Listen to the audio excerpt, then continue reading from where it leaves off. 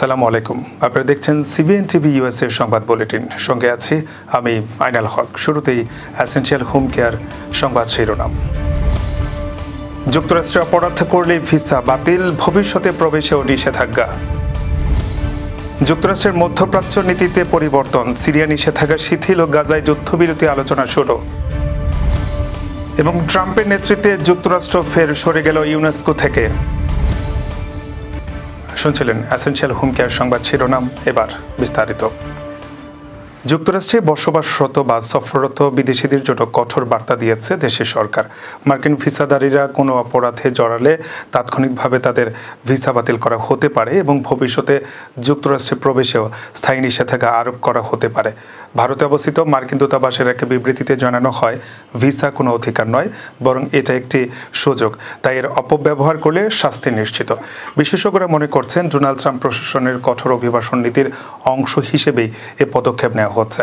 জাতিসংঘের তথ্য অনুযায়ী চলতি বছরে 1,42,000-এরও বেশি মানুষকে যুক্তরাষ্ট্র থেকে বহিষ্কার করা হয়েছে। চুরি, ছিনতাই, দোকান থেকে পণ্য চুরি ইত্যাদি অপরাধকেও গুরুতর বলে বিবেচনা করা হচ্ছে।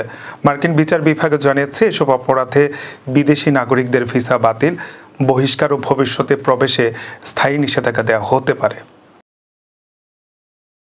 যুক্তরাষ্ট্র আমেরিকা ফার্স্ট নীতির আওতায় সিরিয়ার উপর নিষেধাজ্ঞা শিথিল করেছে। মার্কিন পররাষ্ট্র দপ্তরের মুখপাত্র ট্যামি ব্রুস জানান, সিরিয়ার স্থিতিশীলতার জন্য এটি একটি সুযোগ।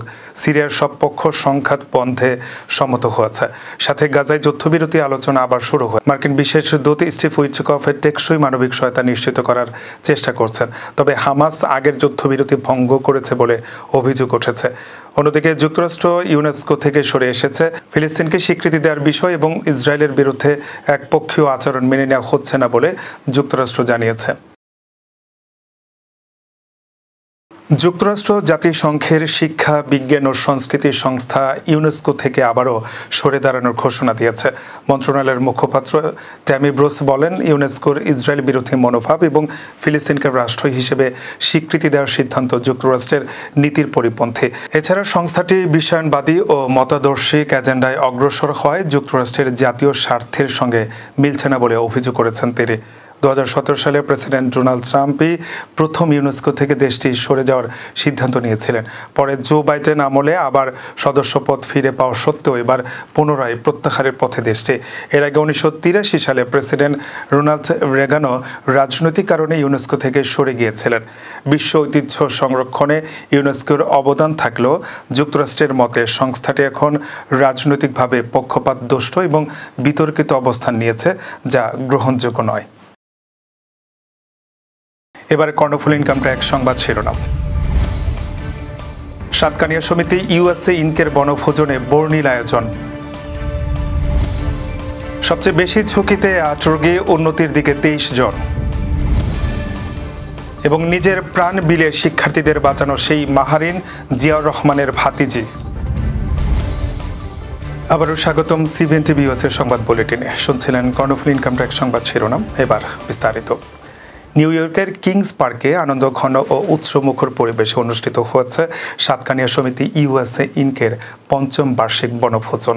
গত 20 জুলাই সানকেন মেডো স্টেট পার্কের ইস্ট অর্চার্ড প্যাভিলিয়নে সকাল 9টা থেকে সন্ধ্যা 6টা পর্যন্ত এই দিনব্যাপী আয়োজনে প্রবাসী সাতকানিয়াবাসীরা পরিবার পরিজন নিয়ে অংশ নেন। বনভোজন উপলক্ষে আয়োজন করা হয় নানা ধরনের খেলাধুলা, শিশুদের জন্য বিশেষ কার্যক্রম, র্যাফেল ড্র, পুরস্কার বিতরণ এবং প্রীতিভোজ।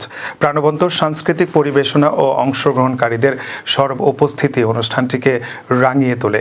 এবছরের আয়োজনে গ্র্যান্ড স্পন্সর হিসেবে যুক্ত ছিল এম্পায়ার কেয়ার এজেন্সি, একটি লাইসেন্সপ্রাপ্ত হোম হেলথ কেয়ার প্রতিষ্ঠান। সংস্থার প্রধান নির্বাহী নুরুল আজিম পিকনিকের সার্বিক পৃষ্ঠপোষকতা করেন। আয়োজকদের মধ্যে ছিলেন বনভোজন কমিটির আহ্বায়ক আহমেদ নবী চৌধুরী, সদস্য সচিব মোহাম্মদ শফিউল্লাহ, প্রধান সমন্বয়কারী কারি মোহাম্মদ মোসা, যুগ্ম সমন্বয়কারী কারি মোহাম্মদ শামসুজ্জোহা সুহেল এবং মোহাম্মদ লুকমান শিকদার সহ সমিতির উপদেষ্টা ও শুভাকাঙ্ক্ষীরা। সমিতির সভাপতি আবুল কাশেম ও সাধারণ সম্পাদক আমিন উল্লাহর নেতৃত্বে স্বেচ্ছাসেবক এবং সমর্থক দলগুলো অনুষ্ঠানটিকে সুশৃঙ্খল ও সফল করে তুলতে নিরলস পরিশ্রম করেন। করেন। আয়োজকরা জানান এই বনভোজন শুধুমাত্র একটি বিনোদনমূলক আয়োজন নয়, বরং এটি প্রবাসী থাকা সাতকানিয়াবাসীদের মধ্যে পারস্পরিক বন্ধন দৃঢ় করার একটি মহৎ উদ্যোগ। ভবিষ্যতে এমন মিলন মেলার ধারাবাহিকতা রক্ষা করা হবে বলে জানান তারা। জাতীয় বার্ন ইনস্টিটিউটের পরিচালক নাসির উদ্দিন বলেছেন, সিঙ্গাপুরের একজন বিশেষজ্ঞ নিয়ে আমরা বসেছি। বৈঠকে রোগীদের অবস্থা পর্যালোচনা করে 3টি ভাগ করেছে। এখানে ক্রিটিক্যাল ক্যাটাগরিতে 8 জন রোগী আছে। তারা সবচেয়ে বেশি ঝুঁকিতে। তাদের অবস্থা ঘন্টায় ঘন্টায় পরিবর্তন হচ্ছে। তাদের বিষয়ে কিছু বলা যাচ্ছে না। বুধবার জাতীয় বার্ন ইনস্টিটিউটে সংবাদ সম্মেলনে পরিচালক নাসির উদ্দিন এসব তথ্য জানান। তিনি বলেন, সিভিয়ার ক্যাটাগরিতে আছে 13 জন রোগী, ইন্টারমিডিয়েট ক্যাটাগরিতে আছে 23 রোগী। তাদের দ্রুত ভালোর দিকে যাওয়ার সম্ভাবনা আছে। সব মিলে মোট 44 জন রোগী এখানে ভর্তি আছে। নাসিরুদ্দিন বলেন, রোগীদের এই 3 ক্যাটাগরি আমাদের ডাইনামিক প্রসেস। রোগীদের অবস্থা ভেদে এসব ক্যাটাগরি পরিবর্তন হতে পারে। সিঙ্গাপুরের চিকিৎসকের সঙ্গে কথা বলে এই ক্যাটাগরি করা হয়েছে। নিজের প্রাণকে বিলিয়ে 20 জন শিক্ষার্থীর প্রাণ বাঁচানো মাইলস্টোন কলেজের শিক্ষিকা মাহরিন চৌধুরীর জন্য কাঁদছে পুরো দেশ। মৃত্যুর পর তার পারিবারিক পরিচয় সামনে উঠে এসেছে। তিনি বাংলাদেশের সাবেক রাষ্ট্রপতি জিয়াউর রহমানের ভাতিজে। প্রয়াত রাষ্ট্রপতি জিয়াউর রহমানের আপন খালাতো ভাই মহিদুর রহমানের মেয়ে মাহরিন চৌধুরী। তার গ্রামের বাড়ি নীলফামারীর জলঢাকা উপজেলার বগুলাগাড়ি চৌধুরী পাড়ায়। তবে মাহরিন চৌধুরী কখনোই নিজের পারিবারিক রাজনৈতিক পরিচয় ব্যবহার করতেন না। মাহরিন চৌধুরী নীরবে নিভৃতে ছিলেন বিএনপির চেয়ারপারসন বেগম খালেদা জিয়ার পাশে। তিনি হাসপাতালে খাবার নিয়ে ছুটে যেতেন, কিন্তু কখনো প্রচারের আলোতে আসতেন না। এদিকে মাহরিন চৌধুরীর বীরত্বপূর্ণ আত্মত্যাগের ভূয়সী প্রশংসা করেছেন মালয়েশিয়ার প্রধানমন্ত্রী আনোয়ার ইব্রাহিম।